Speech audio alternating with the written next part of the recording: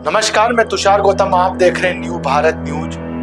Operation सिंदूर अभी खत्म नहीं हुआ है, जैसे कि रक्षा मंत्री राजनाथ सिंह ने कहा। प्रधानमंत्री का भाषण रात 8 बजे आप सबने सुना होगा। उसके अंदर उन्होंने कहा कि हम जवाब देंगे आतंकवाद को और आतंकवाद को खत्म करेंगे। प्रधानमंत्री नरेंद्र मोदी और सेना के बीच में जो बातचीत हुई, सीज फायर कैसे रुक गया, विपक्ष सवाल खड़ा कर रहा है। और डोनाल्ड ट्रंप मध्यस्थता करने वाले मुद्दे कौन है, दूसरे देश के राष्ट्रपति। लेकिन देखा जाए तो प्रधानमंत्री नरेंद्र मोदी ने भाषण में सीधा स्पष्ट तो कहा है कि हम आतंकवाद के विरुद्ध हैं। पाकिस्तान को चेतावनी दी है कि यदि दोबारा से यह हरकत होगी, बख्शा नहीं जाएगा, उड़ा दिया जाएगा। उड़ाने का तात्पर्य न्यू भारत न्यूज के माध्यम से यह है कि हम बराबर जवाब देंगे और एक एक खून के कतरे का जवाब मिलेगा। वहीं पाकिस्तान का मीडिया कुछ अलग दिखा रहा है। भारत के मीडिया के ऊपर भी सवाल उठने लगा है। विदेश सचिव से लेकर विदेश मंत्री, रक्षा मंत्री, गृह मंत्री, तमाम लोगों ने मीडिया के ऊपर भी सवाल खड़ा किया है। मीडिया के लिए कहा गया है बाकायदा पुष्टि और सूत्रों के हवाले से जो खबरें चल रही हैं उसमें थोड़ी सावधानी बरतें। लेकिन अब आते हैं आप सीधा ऑपरेशन सिंदूर।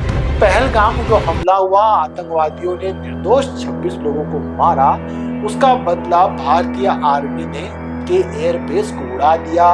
उनके तमाम आतंकी ठिकानों को, तमाम ट्रेनिंग सेंटर्स को आतंकवादियों के उड़ा दिया गया।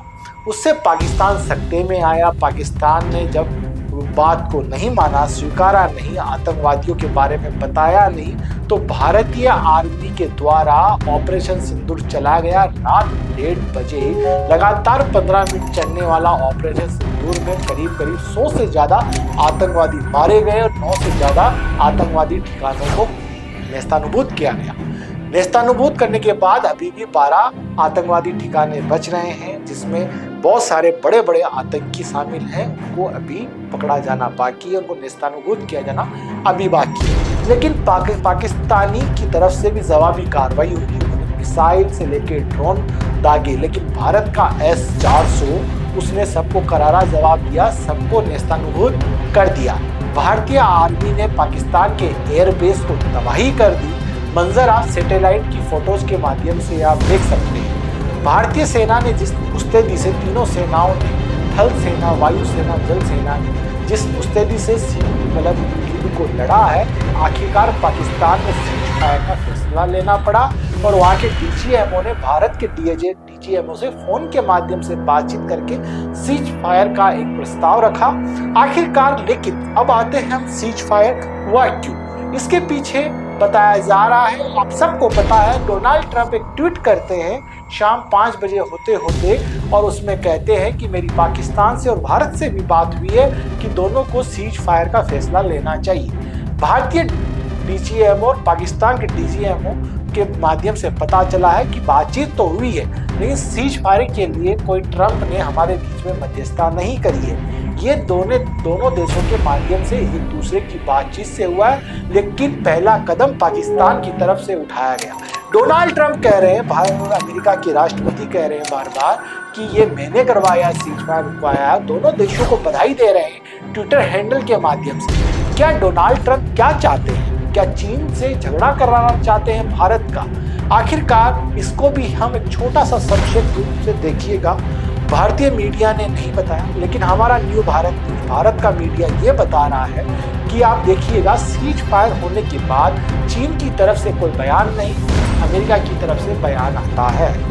2 देश है जो पाकिस्तान की मदद कर रहे हैं, तुर्की और अर्मेनिस्तान। ये दोनों देश भारत के लिए एक कदम आगे नहीं बढ़े, पाकिस्तान के लिए 2 कदम बढ़ाए। इन्होंने हथियार भेजे, लेकिन भारत की मदद रशिया ने की है। रशिया की S-400 जो रशिया से वेपन्स की संधि हुई थी, उसमें हमको S-400 मिला। तमाम पाकिस्तानी मिसाइलों को नेस्तानुबूद किया। करीब 100 से 150 के बीच में माना जा रहा है कि आतंकवादियों को मारा गया। काफी सिविलियन भी मारे गए पाकिस्तान की तरफ से। ऐसे जान मान की हानि भारत में भी हुई है, लेकिन भारतीय सेना और प्रधानमंत्री नरेंद्र मोदी की जो रणनीति रही, वो आखिरकार रंग लेके आई और पाकिस्तान के मिशन को नेस्तानुबूद कर दिया, और जो भारत का ऑपरेशन सिंदूर था वो सफल हो गया।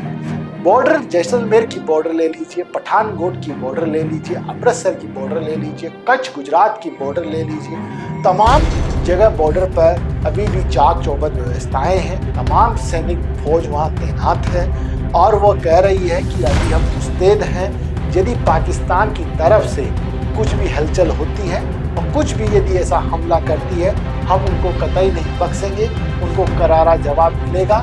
अभी ऑपरेशन सिंदूर के माध्यम से वहाँ करारा जवाब मिल चुका है। पाकिस्तानी आर्मी अभी भयभीत है। जिस तरह से उनके एयरवेज सिस्टम को ध्वस्त किया गया, वो शक पका गई कि भारत के हथियारों ने और भारत की आर्मी ने जिस तरह से पाकिस्तान को नेस्तानुभूत किया, उनके एयरबेस से लेके उनकी सिविलियन कॉलोनी से लेके उनके तमाम रक्षा गोदामों को उड़ाया गया, उससे वो आज एकदम मतलब कहें तो कहें क्या, उनके पास कुछ शब्द नहीं है। पाकिस्तान वालों के पास उनके सूत्रों के हवाले से खबर तो ये आ रही है कि पाकिस्तान को काफ़ी नुकसान हुआ है, इसकी भरपाई अभी कम से कम 25 से 30 साल नहीं हो सकती। इतना नुकसान पाकिस्तान की जनता को और पाकिस्तान की सरकार को हुआ है। जो मुनीर हैं, जो पाकिस्तान के आर्मी के चीफ हैं, वो शक पका गई भारत के इस युद्ध से, ऑपरेशन सिंदूर से।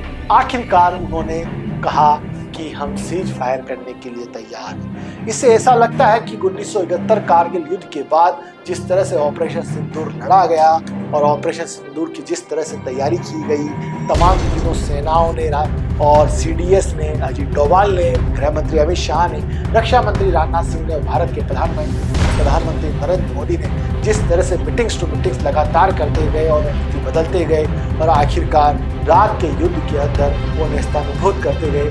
भारत के ऊपर ज़्यादा नुकसान नहीं हुआ है। भारत के कुछ 15 निर्दोष ऑपरेशन सिंदूर में ज़रूर मारे गए हैं, लेकिन पाकिस्तान को नेस्तानुभूत कर दिया और काफ़ी आतंकवादी ठिकानों को ध्वस्त कर दिया गया।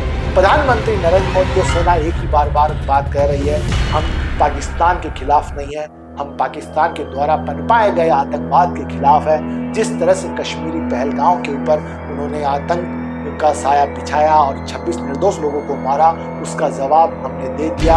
हमने उन बहनों की, उन माओं की रक्षा करी है, उनके लिए हमने ये ऑपरेशन सिंदूर लड़ा है।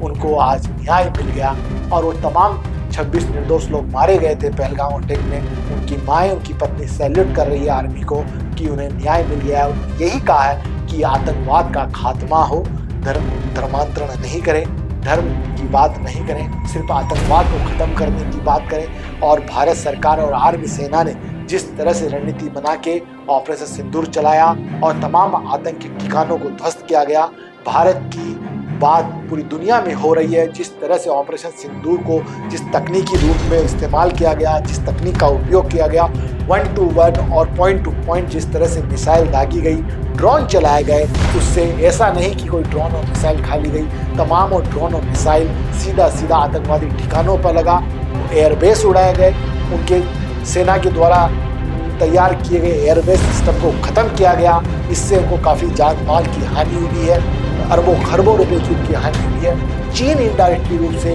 पाकिस्तान की मदद कर रहा है। पाकिस्तान IMF के द्वारा पैसा उधार मांग रहा है, कर्ज मांग रहा है। क्या पाकिस्तान की माली हालत इतना खराब होने के बावजूद भी युद्ध क्यों लड़ता है, क्यों आतंकवादी ठिकानों को ख़त्म नहीं करता है? प्रधानमंत्री नरेंद्र मोदी ने रात को जो अभिभाषण दिया था, रात 8 बजे, उसमें यही उन्होंने बार बार जिक्र किया कि हम आतंकवाद को बख्शेंगे नहीं। पूरी दुनिया के तमाम देश यही कह रहे हैं, आतंकवाद खत्म होना चाहिए।